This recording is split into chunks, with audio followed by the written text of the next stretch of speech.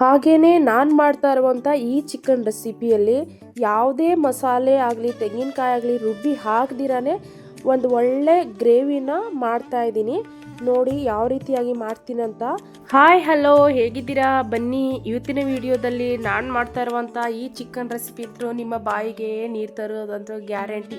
ಹೌದ್ರಿ, ಅಷ್ಟು ಸೂಪರಾಗಿ ಸಖತ್ತಾಗಿರುವಂಥ ಈ ಚಿಕನ್ ರೆಸಿಪಿನ ಮಾಡ್ತಾ ಇದ್ದೀನಿ. ಬನ್ನಿ, ವಿಡಿಯೋನ ಕೊನೆವರೆಗೂ ನೋಡಿ ಆಯಿತಾ. ಹಾಗೆಯೇ ಫಸ್ಟು ನಾನು ಇಲ್ಲಿ ಗ್ಯಾಸ್ ಸ್ಟವ್ ಆನ್ ಮಾಡ್ಕೊಳ್ತಾ ಇದ್ದೀನಿ.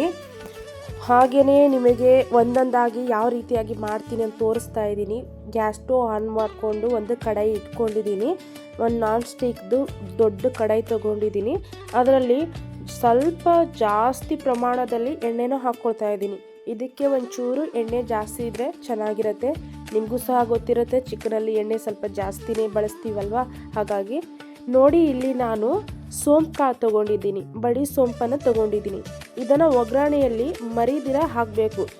ಈ ಸೋಂಪು ಹಾಕೋದ್ರಿಂದ ತುಂಬ ಚೆನ್ನಾಗಿ ಚಿಕನ್ ಫ್ಲೇವರ್ ಬರುತ್ತೆ. ಇಲ್ಲಿ ನಾನು ಒಗ್ಗರಣೆಗೆ ಹಾಕ್ಕೊಳ್ಳೋಕ್ಕೆ ಅಂತ 2 ಹೂವು ತೊಗೊಂಡಿದ್ದೀನಿ. ಹಾಗೆ ಚಕ್ಕೆ ಎಲೆನೂ ಸಹ ತೊಗೊಂಡಿದ್ದೀನಿ. ಅದನ್ನು ಎಣ್ಣೆಯಲ್ಲಿ ಹಾಕ್ತಾ ಇದ್ದೀನಿ.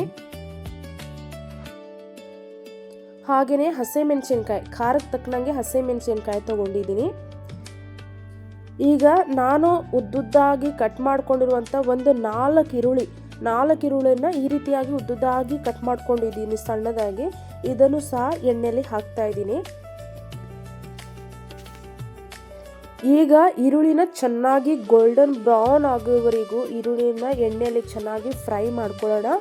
ಹಾಗೆಯೇ ನಾನು ಮಾಡ್ತಾ ಇರುವಂಥ ಈ ಚಿಕನ್ ರೆಸಿಪಿಯಲ್ಲಿ ಯಾವುದೇ ಮಸಾಲೆ ಆಗಲಿ ತೆಂಗಿನಕಾಯಿ ಆಗಲಿ ರುಬ್ಬಿ ಹಾಕ್ದಿರಾನೆ ಒಂದು ಒಳ್ಳೆ ಗ್ರೇವಿನ ಮಾಡ್ತಾ ಇದ್ದೀನಿ. ನೋಡಿ ಯಾವ ರೀತಿಯಾಗಿ ಮಾಡ್ತೀನಂತ. ಹಾಗೆಯೇ ಈರುಳ್ಳಿ ಚೆನ್ನಾಗಿ ಫ್ರೈ ಆಗಬೇಕು. ಬೇಗ ಫ್ರೈ ಆಗಬೇಕಂದ್ರೆ ಪ್ಲೇಟನ್ನು ಕವರ್ ಮಾಡಿ ಫ್ರೈ ಮಾಡಿದರೆ ತುಂಬಾ ಬೇಗ ಈರುಳ್ಳಿ ಫ್ರೈ ಆಗುತ್ತೆ. ಹಾಗಾಗಿ ನಾನು ಪ್ಲೇಟ್ ಕವರ್ ಮಾಡಿಬಿಟ್ಟು ಯಾವಾಗಲೂ ಇದೇ ಥರ ಈರುಳ್ಳಿನ ಫ್ರೈ ಮಾಡ್ತೀನಿ. ಹಾಗೆಯೇ ನಾನು ಮಾಡುವಂಥ ಎಲ್ಲ ರೆಸಿಪೀಸ್ಗಳು ತುಂಬ ಬೇಗ ಆಗುವಂಥ ಟ್ರಿಕ್ಕಲ್ಲಿ ಹೇಳ್ಕೊಡ್ತೀನಿ.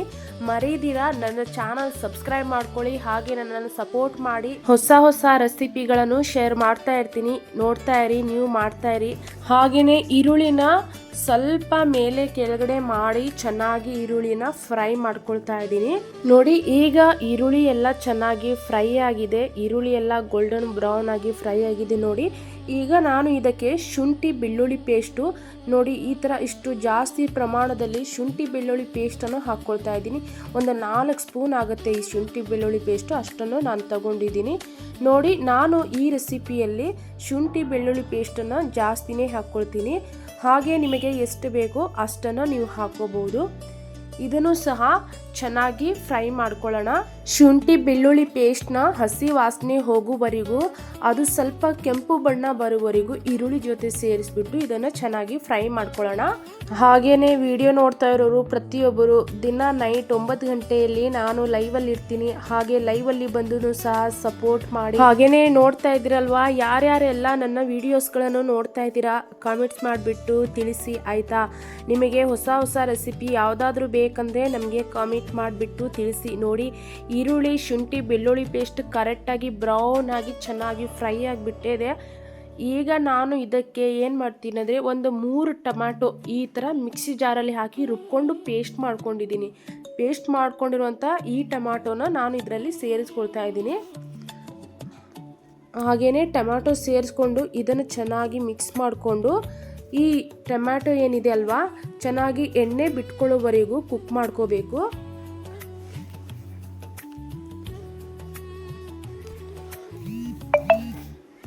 ಟೊಮ್ಯಾಟೊ ಎಲ್ಲ ಚೆನ್ನಾಗಿ ಎಣ್ಣೆ ಬಿಟ್ಕೊಳ್ಳೋವರೆಗೂ ಫ್ರೈ ಮಾಡ್ಕೋಬೇಕು.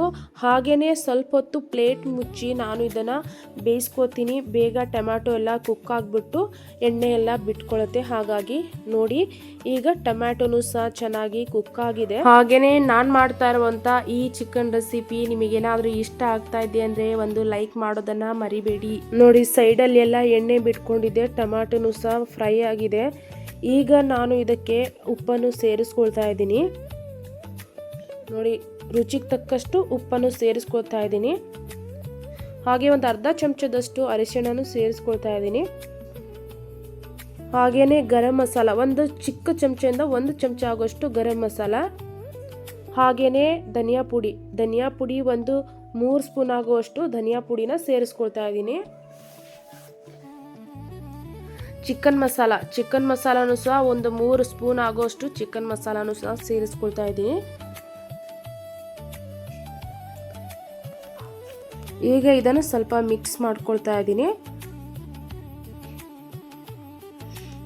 ಹಾಗೆಯೇ ನಾನು ಈಗ ಇದಕ್ಕೆ ಚಿಲ್ಲಿ ಪೌಡರ್ ಸೇರಿಸ್ಕೊಳ್ತಾ ಇದ್ದೀನಿ. ಚಿಲ್ಲಿ ಪೌಡರ್ ಕಾಶ್ಮೀರಿ ಲಾಲ್ ಮಿರ್ಚು ಅದನ್ನು ಒಂದು 3 ಸ್ಪೂನ್ ಆಗುವಷ್ಟು ಹಾಕ್ಕೊಳ್ತಾ ಇದ್ದೀನಿ.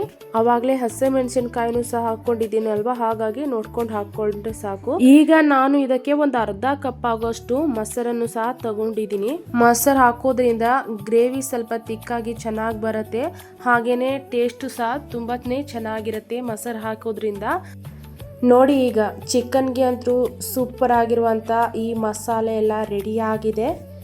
ಈಗ ನಾನು ಇದಕ್ಕೆ ಚಿಕನನ್ನು ಹಾಕ್ತಾ ಇದ್ದೀನಿ. ಚಿಕನ್ ಮುಂಚೆನೇ ಕ್ಲೀನಾಗಿ ತೊಳೆದಿಟ್ಕೊಂಡು ಅದರಲ್ಲಿ ಉಪ್ಪು ಅರಿಶಿಣ ಹಾಕಿ ಇಟ್ಟಿದೆ. ಈಗ ಎಲ್ಲ ಚಿಕನನ್ನು ಹಾಕ್ತಾ ಇದ್ದೀನಿ.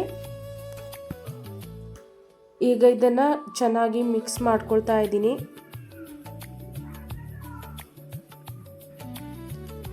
ಚಿಕನ್ ಮಾಡುವಾಗ ಫಸ್ಟ್ ನೀಟಾಗಿ ಎಲ್ಲ ಮಸಾಲೆಗಳನ್ನೆಲ್ಲ ಫ್ರೈ ಮಾಡಿಕೊಂಡು ಈ ಥರ ಮಾಡಿದರೆ ಸೂಪರ್ ಆಗಿರುತ್ತೆ ಟೇಸ್ಟ್ ಅಂದರು.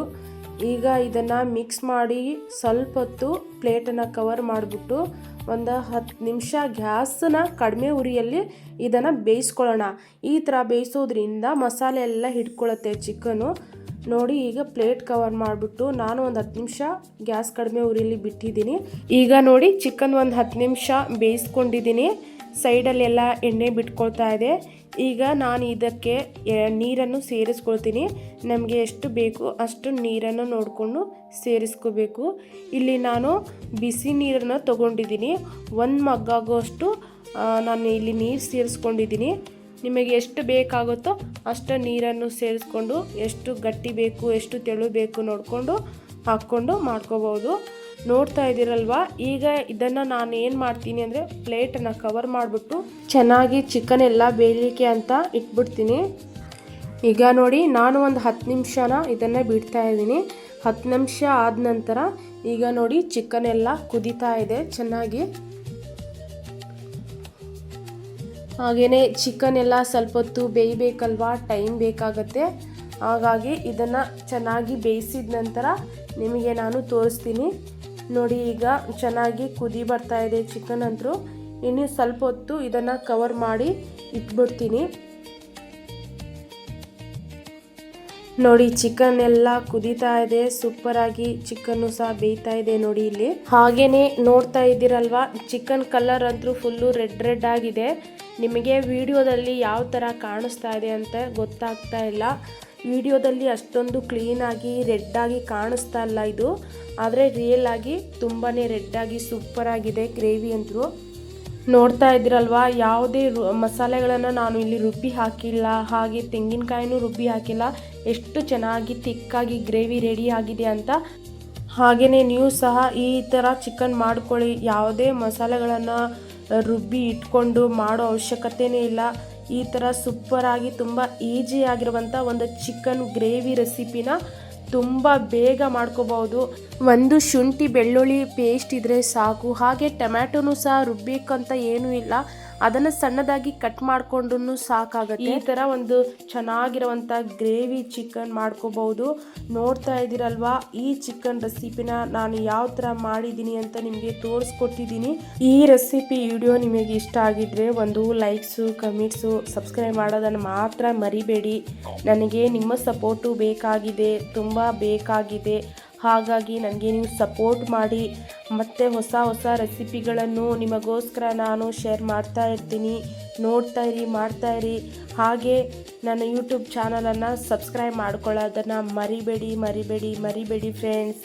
ಮತ್ತೆ ಸಿಗ್ತೀನಿ ಹೊಸ ರೆಸಿಪಿಯೊಂದಿಗೆ. ಅಲ್ಲಿವರೆಗೂ ಟೇಕ್ ಕೇರ್, ಬಾಯ್.